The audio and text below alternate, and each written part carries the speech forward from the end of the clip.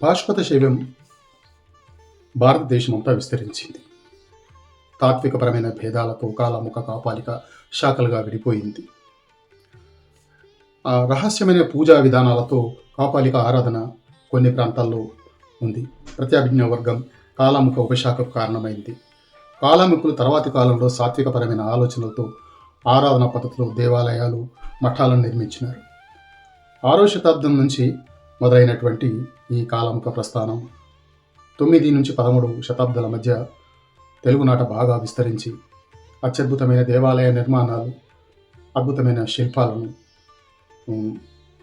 సృష్టించింది.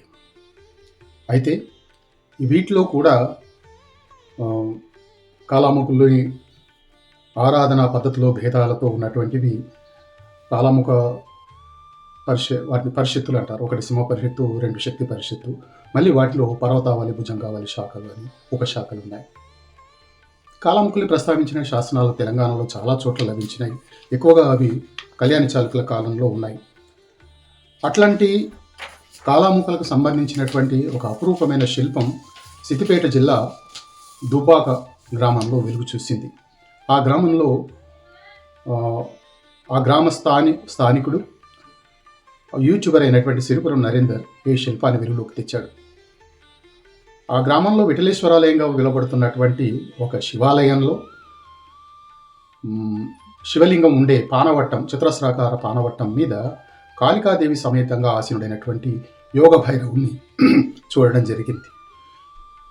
ఈ శిల్పం సుఖాసీన మూర్తులలో భైరవుడు, పరహస్తాలలో పరశువు శ్వాన పతాకాన్ని, నిజహస్తాలలో కుడి చేత అక్షమాల ధరించి ఎడమ చేత ప్రసారిత హస్తంతో దర్శనమిస్తుంటే అతని సహచరిగా ఉన్నటువంటి దేవి ఖట్వాంగంతో ప్రసారిత హస్తంతో కనపడుతుంది.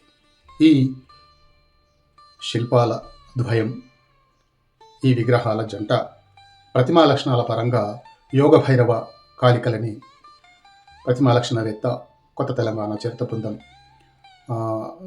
సన్నిహితుడు, సహచరుడు సుపర్ణమయ్య అనే పి మహేష్, అట్లాగే చరిత్ర బృందం కన్వీనర్ శ్రీరామసార గోపాల్ నిర్ధారించారు. 4 ప్రత్యేక మంత్రపీఠాలుగా ఉండేటువంటి వాటిలో మొదటిది కాళీ యోగీశ భైరవుడు, తర్వాత జయదుర్గతో క్రోధ భైరవుడు, మహిషాసుర మార్ధినితో వక్త్రనాథుడు, యశోరేశ్వరితో చండ భైరవుడు అని భైరవ మహామంత్రపీఠాల్లో నిరూపణ జరిగింది. ఆ భైరవ మహామంత్రపీఠాలలో ఒకటి దుబాకలోని ఈ యోగ భైరవుడు కాళికల శిల్పం. అయితే ఈ విగ్రహాన్ని పొరపాటున వైష్ణవమూర్తి విఠలనాథుడిగా కొలుస్తున్నారు. అది ప్రతిమా లక్షణాల అవగాహన లేని కారణం చేత జరిగిన చిన్న తప్పిదం. తెలంగాణలోనే గతంలో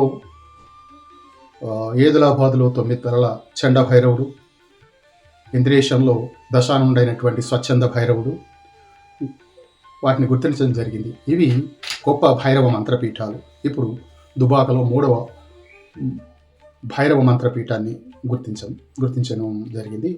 మరి 4వ మంత్రపీఠం తెలంగాణలో మరి ఎక్కడ ఉందో దాన్ని అన్వేషించాల్సిన అవసరం ఉంది. అయితే ప్రస్తుతం ఈ యోగ భైరవుడు, కాళికాదేవుల శిల్పం వంటిది దేశంలో మరెక్కడ ఉన్నట్టు సమాచారం లేదు.